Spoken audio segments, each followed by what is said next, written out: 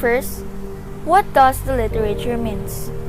Literature is used to describe written and sometimes spoken material, derived from the Latin word literature meaning writing form with letters. Literature most commonly refers to works of creative imagination, including poetry, drama, fiction, non-fiction, and in some instances, journalism and song. Now you already know the definition of literature, let's now talk about Europe. What is Europe well known for? Europe well known for being home to numerous castles, palaces, cathedrals, vineyards, and beaches. The country is also known for its influential art, architecture, and culture. The Vatican museums, located in the heart of Rome, are another attraction for many. Rome itself is the third most visited city in Europe after Paris and London. Now we will proceed to the main topic. What is European literature? European literature includes literatures in many languages. Among the most important of the modern written works are those in English, Spanish, French, Danish, modern Greek, Russian, and so on. Since you already know about the European literature, the next one is, what are the characteristics of those? Key characteristics of this period include an interest in the common man and childhood, emotion and feelings, the emphasis of the individual, the myths, and the importance of the imagination. But how about the culture? The culture of Europe is rooted in the art, architecture, film, different types of music, economic, literature, and the philosophy that is originated from the continent of the Europe. European culture is largely rooted in what is often referred to as its common cultural heritage. Did you know the other name of European literature? It is called the Western literature. Western literature is also known as European literature. It is the literature written in the context of Western culture in the languages of Europe, including the ones belonging to the Indo-European language family, as well as several geographically or historically related languages such as Basque and Hungarian. Another important thing is the European classical literature. Did you hear that before? If not, then we will discuss about it. So what is European classical literature? Classical literature, the literature of ancient Greece and Rome. The term usually spelled out classical. It is also used for the literature of any language in a period notable for the excellence and enduring quality of its writer's work. One fact about European literature. Who knows about the first piece of European literature? He is Miguel de Cervantes Don, and it has been called the first novel by many literary scholars, or the first of the modern European novels. After discussing European literature, now we will proceed to the Philippine literature. So, what is Philippine literature? Philippine literature is the literature that has been associated with the Philippines since ancient times through its colonial heritage and to the present. Pre-Hispanic Filipino literature is epic passed down from generation to generation, originally in oral tradition. However, wealthy families, particularly in Mindanao, have saved transcribed copies of these stories as a family heirloom. One of them is Darangen, an epic of Maranao people, a country formed by centuries of colonization. The Philippine grants with plenty of materials to work with. Filipino writers stand out for their imaginative and captivating voice. There are so many writers in the Philippines, but we will only talk about some of them. One of them is our national hero, Dr. Jose Rizal. His famous novel and the most controversial Noli Me Tangere is still widely read all over the world today. Most of his works is an inspiration for all freedom fighters everywhere. The other one is Francisco Balagtas. He wrote a notable work in the early years of 19th century called Florante at Laura.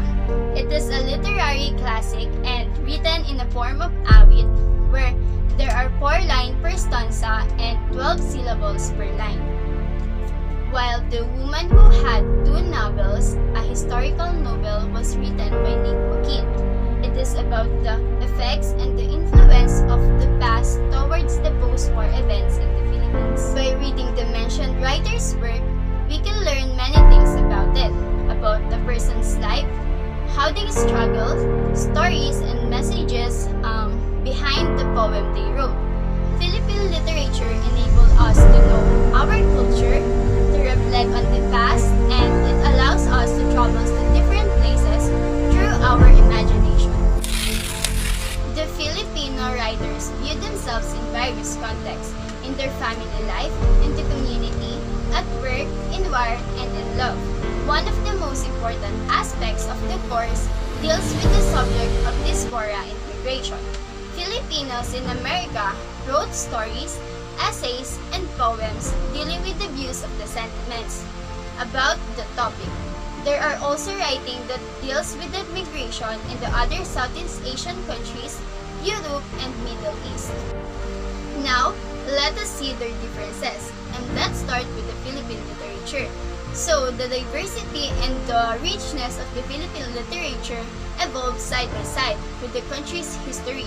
This can be best appreciated in the context of the country's pre-colonial cultural tradition and the socio-political histories of its colonial and contemporary tradition.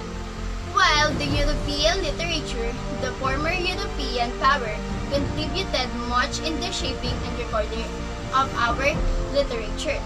Religious and institutions that represented European civilization enriched the languages. In the lowlands, introduced theater, which we could know as the Comedia, Zarzuela, Cenaculo, the playlets, and the drama. The specter is wearing Europe, a specter of fear. That is why fear is the headline theme for 2017 European Literature Days.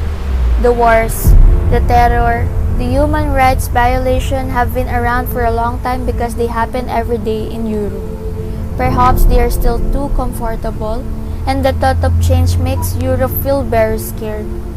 Phil Blom regards us today as a society which wants no future but only an extension of normality. Rudert Wishenbart, Massimo Salgaro, Teresa Shilhav, and Adrian Bonder will introduce the European Research Initiative e-read.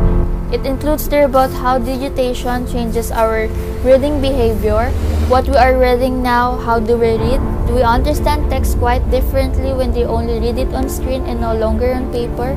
Will our grandchildren soon no longer be reading at all? Will print books in a while merely become relics on a soon-to-be old world? This issue is somehow the same in our country, the Philippines. We also have the problem with those things in our literature today. Moreover, our generation today seems to be losing interest in their cultural roots due to the colonial mentality. I'm sure all of you guys know about colonial mentality, and if not, let me explain it to you. Colonial mentality is the internalized attitude of ethnic or cultural inferiority felt by people as a result of colonization. So in short, it is when he or he thinks that the colonizers are naturally superior to oneself. The colonial mentality negatively affects the knowledge of the youth about their literature, and the lack of interest of the youth greatly affects the state of Philippine literature.